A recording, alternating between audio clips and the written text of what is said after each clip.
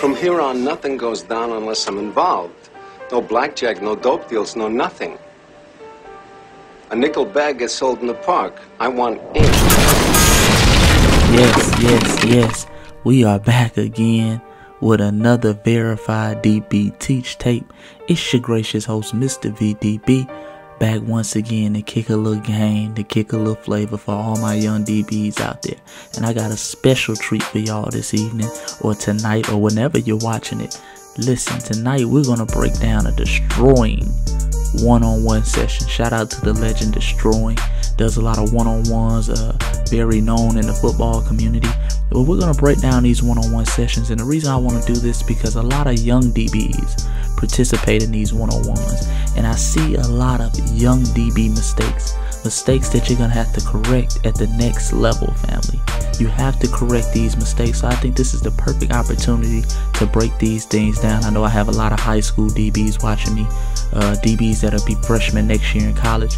Correct these things and you will be alright. So remember, a lot of times we just watching these one-on-ones that Destroying puts out. They're highly entertaining and we're watching it from an entertainment value, but we need to be looking at it from a teach tape value and seeing, okay, where are these young DBs going wrong? How did he get beat on this route? Because let me tell you, if you can go out here and defend receivers in street clothes when there's no quarterback pressure, when they have all day to make a perfect pass, when receivers can have all day to run the perfect route, you are going to be a-okay come game time when the shoulder pass is on, your pass rush is on, you are going to be a-okay. So that's something to keep in mind, guys. Also, guys, before we get started, let's get this video to 200 likes. If you're watching this live right now, go ahead and click that like button. You know this is going to be an excellent teach tape, guys. Very informative, very entertaining. So go ahead and click that like button ASAP. Do that for me, guys. Without further ado, let's get straight into it, man. So here we have lining up. I tell you guys all the time, I don't know these young DB's name, but we got a young brother lining up here at DB. And off rip, I tell you guys all the time, understand your positions of power. Now, he looks to be like he's trying to take away the inside leverage. Inside leverage, that's what it looks like to me he's trying to take away. He's trying to take away the inside leverage. Now, I can tell you right now, guys, he's going to do what I tell you guys not to do as soon as this ball is snapped, which is open up the gate because he's not square. Pay attention to how you're lining up, guys. You need to be square at the line. I've never seen any DB coach teach this at the next level, to come to the line cocked. And I understand what the young brother's thinking. He's thinking, well, I'm cocked to the inside because I'm going to take away the inside. But in fact, you make yourself more vulnerable inside. Okay, stay square at the line of scrimmage and work that inch back technique and make the receiver run around you. Make him fight through you. Now, as the ball is snapped, decent quick jam, but again, open up the gate. Receivers love to see this. Because now what you're doing, guys, when you open up the gate like this, you just defeated the purpose of you being up there. You could have opened up the gate back here. Okay? This is nobody in front. You're giving him all this room to run. Okay? So again, he's going to work up the field. He's just walking, jogging, taking his time. DB never gets to the hip. Now he's in reach mode. And, you know, at this point, you're going to get cooked, guys. I'm being honest with you. You're going to get cooked at the next level as well doing that. You have to stay square at the line. You have to keep the gate closed as long as possible. You have to get hands on the receiver. Once the receiver's into his route, you have to apply pressure to the point of pressure, which I always tell you is the hip. You have to do these things, guys. You do not want to get into a cat and mouse game. You don't want to do that. Okay, here on the next play, hold on, let me take that back real quick. All right, so now we got our next DB lined up. Again, he's coming up here, better stance. He's square. The ball has already been snapped. I didn't catch it earlier, but he's already square. Now, I love his eyes. Look at his eyes, guys. Your eyes should always be on the hip. He's locked in. He's focused. Looks like he's about to work his inch back technique. Boom, works his inch back technique. Great job when the receiver came close. Great job of shooting his hands. Now, I don't like shooting both hands because if he knocks both hands off, it throws you off balance and it gives him an easier way to get around you. I like shooting one hard jab with one hand. Preferably, if he's going to the right, you shoot the opposite hand. So that whatever direction he's going, you shoot the opposite hand. Quick, hard jab. Nonetheless, he shoots both hands, and look at him fighting to stay square. He's not really opening it up. He's opening up a little bit, but not too much. You can tell in his mindset, he's fighting to stay square. He's fighting to stay over top of this receiver. Boom, fighting to stay square. And look how bad the receiver's struggling, because he can't get over the top of him. He didn't open up the gate. He didn't give him an easy release. He's fighting to stay over top, guys. See how bad he's struggling? He's falling. He's slipping to the ground. Great job utilizing your man turn or your speed turn. He's still over top. And then once he's over top, he's not done. He says, okay, let me apply pressure to the point of pressure. So now I'm right on that hip. Right on that hip. Now, guys, you got to be careful with this. The grabbing, I would have loved to see him come and put that hand right on that hip and start tucking in that shirt. Tuck in that shirt. Tuck in your shirt. This will probably be a flag at the next level, but he won that rep. And he actually bailed out the receiver by grabbing him right there. All he had to do was get to that hip and pull down that shirt. Get to the hip and pull down that shirt. But you can see how bad the receiver was struggling. The receiver got bailed out on that. All right, so this time, guys, they're going to run it back again. It's already in the middle of the play. I'm sorry, guys, I couldn't catch it at the beginning, but they're already in the middle of the play. Now, again, I want his legs to be a little bit tight. He's a little wide base, but nonetheless, he's physical at the line of scrimmage, and his eyes still seem to be on the hip. Okay, he's not up top. He's not high. And as you can see, he's square. Boom. Great two-handed jam. Comes back. Notice how he's still over the top. Opening up that gate a little bit, but he's over the top. So he has the ability to get square again. The receiver understands that. He understands he's not winning right now. So now he's going to try to go back the other direction. Boom. But he's still square. So then he changes his mind. He said, well, let me keep going this way. Still square. Still square. Still shuffling. Still over the top. So now he's going to try to go back this way. He's desperate at this point, guys. This is a win for the DB. He's desperate. He cannot get over the top of him because he will not just give him that clean opening up the gate to go up the field. Okay? He's staying square. So no matter what he does, no matter what the receiver does, he's going to get contact on him. And receivers do not like contact, guys. They want you to open up the gate and just let them run a free route on air. That's their dream. That way they can do all the fancy footwork, everything like that. They don't prepare for this. See, their receiver drills don't prepare them for a guy staying over top, staying square. That's a win for the DB. Ref is not going to call that. That's a win for the DB. Ref is not going to call that. Receiver's creating all the contact because he can't get over the top. Okay, and the ref did the right thing in the background, didn't call anything. Now, here we go on the next play, guys. Now, two things I want you to look at on this play. Number one, well, let me play the play and let me show you what happens. All right. As you can see, DB working his inch back technique, and you got to get in the weight room. You got to get in the weight room right here, guys. Now, a couple things. Let me run it back. Now, a couple things, guys, off rip. I want you to notice his footwork. Now, he's trying to work the inch back technique, but what he ends up doing is hopping back, meaning both feet are going to be off the ground at the same time. You don't want to do that. When you inch back, one foot should be on the ground at all times. That keeps your base. That keeps you solid. That keeps your strength. Okay, when both feet are off the ground, what happened with this little receiver pushing him, he's going to catch him in the air, and you're going to go flying. Okay, so look at his feet. Notice, see how he keeps hopping back with both feet? He's hopping back, and then he just times it, shoves him, game over. Game over. He had no base because he's hopping off the ground with both feet. Let me run it back one more time. Second thing, let me also show you something, guys. Whenever a receiver, especially these quick twitch receivers, whenever they're doing this whole walk off the line thing, they love to walk off the line and kind of play possum. I want you guys to start playing chess. Receivers are afraid of hands. What you can do is something we call a fake jam. Okay, that means you're going to show them your hand, not with the purpose of jamming them, with the purpose of getting them to go into their release. Getting them to go into their release. So if he throws this fake jam, the receiver is going to see it, and naturally a receiver's instinct is to swat it down and get into your release.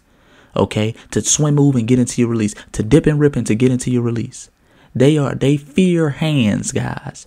You got to start playing chess up here. Don't let a receiver do this patty foot off the line. He's walking, hopping. No, I'm going to show him my hands first. Okay, knowing when I show him my hands, he's going to get into his release. Okay, these are little chess moves you can make, because what happens right here is the receiver's just playing with him. He's hopping back. He's patient. He's just waiting. And the receiver says, okay, well, shoot, let me put hands on him now. You gave him time to think in the middle of a play. He shouldn't have time to think. We want him just reacting to us. We don't want to react to receivers. We want him reacting to us. And then he just shoves them because the DB's not even expecting that at all.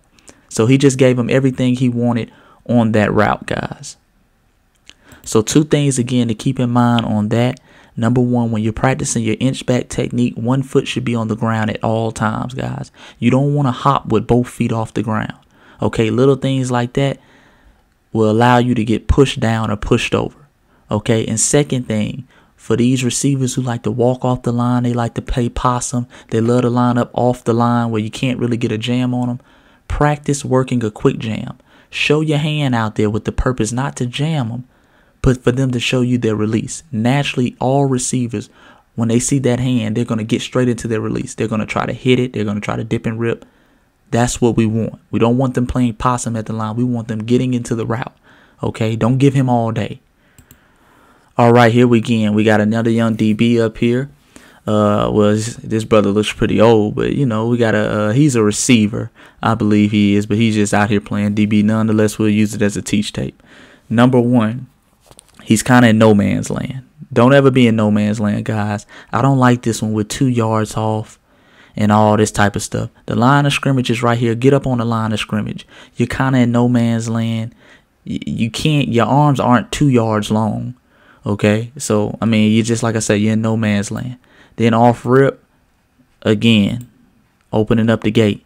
It's an easy release, guys. And I want to show you something on this, because a lot of young DBs do this. They open up the gate thinking that, okay, well, my butt is towards the inside, so I'm already taking away the inside. All he can do is go outside, but you're putting yourself at a disadvantage. Watch this. Okay. Boom. Now he gets back inside of you. And you're going to see this time and time again. I have a couple clips like this that I just want to show you guys. Again, here we go again. Great job working the quick jam. Boom. But what does he do? He bails him out. After you work that jam, guys, why open up? Don't open up. You already got him with the quick jam off the line. Fight to stay square. Work your shuffle. Work your shuffle. That's going to get this receiver wider. And then it's automatically, once you work that shuffle, guys, it automatically puts you in better position to get to the hip. This does not. Opening up the gate does not. So great quick jam, but then opens up the gate. Because again, a lot of us have this mindset as a young DB that if I open up the gate and put my butt to the inside, I'm really stopping him from coming back inside. But again, you're putting yourself at a disadvantage, because now you have to do a 180 turn to get back inside instead of being square or on the hip where he has to come through you to get back to the inside. So again, never gets to the hip and ends up still getting beat back inside, guys. This is going to happen a lot at the next level. This is one of the hardest things for me to learn at the next level. Stop opening up the gate. You get cooked like this. I'm going to show you some more examples. So here we go again. Another young DB up here. Appears to be working an inch back technique early. His eyes are good. Look to be low and on the hips. Again, this is the thing though. Inch back, boom. Opens up the gate. No hands. You made it easy for the receiver. Guys, I want you to think about this. This gate is the gate for a gated community. You are guarding a gated community. This is the gated community. The end zone is high dollar real estate. Let me tell you something. When you go to fancy neighborhoods, they don't have that gate in the front of the neighborhood open. You're going to have to type in a code, or you're going to have to run through that damn gate. You're going to have to type in a code. You're going to have to know somebody in there to run through that gate. Make him run through the gate, guys. Okay? You are guarding a gated community. You are the gate that guards the fancy houses, the mansions, high dollar real estate, which is the touchdown. Okay? Keep that gate closed, guys. Make him run through the gate. It's going to put you in better position in the long run. Nonetheless, opens up the gate. And now the receivers, he's running this on air, guys. He runs this whole route on air. You weren't even there. Now the quarterback drops a dime, and the brother ends up in pretty good position. But imagine if he would have kept that gate closed. If he would have squeezed him a little bit more. Okay? These are things to think about. He gets 1 foot in. Imagine with a squeeze. Imagine with staying square at the line, making that receiver run through you and around you. Imagine what that would have done. He would have been out of bounds somewhere. Nonetheless, he gets to run that route on air. Quarterback drops a dime. It's a touchdown. Here we have another young DB. Again, we're in a hurry to open up the gate because our mindset is that, okay, I'm going to pin him to the sideline. You can pin him to the sideline by staying square, shuffling to the receiver, getting hands on him, and pressing on that hip. That's also the other way I want you guys to help use the sideline to help you. So again, opens up the gate.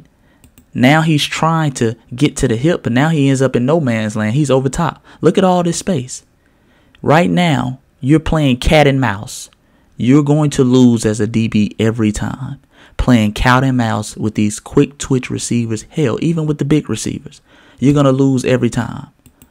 So now he's playing cat and mouse, and now he's just doing what he wants. You cannot react fast enough. You cannot react fast enough. This is going to happen every time. Okay? This is natural, guys. Let me tell you something. When you're driving a car, the cars in front of you, when they hit brakes, you see a red light. Because they understand the human eye cannot detect movements fast enough, especially going at a certain speed. So the car in front of you, you see those red lights. That red light signals to your eyes, this car is slowing down. You don't have no red lights out there on the football field. But what you do have is a press coverage, is getting hands on the receiver, getting to the hip, filling that receiver. That's what you do have, guys. You cannot open up the gate and play cat and mouse thinking, okay, I'm going to react to every move and I'm just going to mirror him. You are going to get cooked. And it gets harder and harder at the next level. Imagine if it was Jerry Jeudy out here. If it was Calvin Ridley out here. These quick twitch receivers. Okay, back in my day was the Tavon Austins. You're going to get cooked opening up the gate, letting them run on air, thinking you're just going to mirror them. You're not going to do it, guys. So last play here, we got another young DB. Again, stays square at the line. Gets a pretty good jam on him. But didn't all the way open up the gate. He gave him about a 45-degree opening. Not too much. That gate is somewhat closed. Okay? So watch where he goes. Let me start this over. This is what happens when you stay square at the line. You get hands on the receiver and you don't just open up the gate. He starts off. He starts off inside the numbers, guys. And watch him work his way outside. He's all the way outside, mainly because he's staying square. Now he ends up still getting beat over the top. Okay, because he's a little too over aggressive. But nonetheless, the quarterback makes a kind of a bad throw. And even when he got his hands on it, even if he was to catch that ball, he was to go for 2 hands and catch that ball, that foot's out of bounds. That's because he forced him out at the line, guys. So these are things that I want y'all to keep in mind. Young DBs, I'm not saying this to try to beat up on you. I'm saying this because this is a game I wish I would have learned at the next level. Or I wish I would have learned this game in high school.